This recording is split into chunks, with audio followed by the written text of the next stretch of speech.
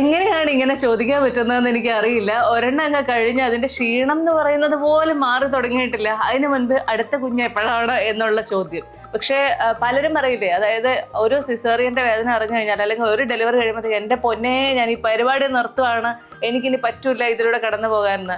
അങ്ങനെ ഞാൻ സത്യത്തിൽ പറയില്ല. കാരണം എന്താ വെച്ചാൽ എൻ്റെ പ്രഗ്നൻസിയുടെ 9 മാസവും അതിനുശേഷം ഡെലിവറി ദിവസങ്ങൾ ഇതെല്ലാം എനിക്ക് ഭയങ്കര സന്തോഷകരമായ ഒരു റെസ്ട്രിക്ഷൻസും ഇല്ലാത്ത സമയങ്ങളായിരുന്നു.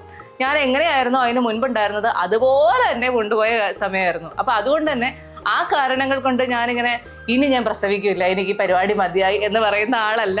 വേണമെന്നുണ്ടെങ്കിൽ ഞാൻ ആലോചിക്കാം എന്ന് പറയുന്ന ആളാണ്. പിന്നെ സി സെക്ഷനൊക്കെ ആയതുകൊണ്ട് എല്ലാവരും അഡ്വൈസ് ചെയ്യും 2 വർഷത്തേക്ക് ഇനി അതിനെക്കുറിച്ച് ആലോചിക്കാനേ പാടില്ല. ബിക്കോസ് ഇത്രയും വലിയ നമുക്ക് വൂണ്ടൊക്കെ ഉണ്ടായി അത് ഹീൽ ചെയ്ത് വന്നിരിക്കുന്നതല്ലേ ഉള്ളൂ. അപ്പം അതുകൊണ്ട് ഏതായാലും 2 വർഷത്തേക്ക് അങ്ങനെ ഒരു ആലോചനയേ ഇല്ല. അതിനിടയിൽ എന്തെങ്കിലും ഉണ്ടായിപ്പോയാൽ ഇപ്പം എന്ത് പറയാൻ പറ്റും? ഒന്നും പറയാനും പറ്റില്ല, അത്രയേ ഉള്ളൂ.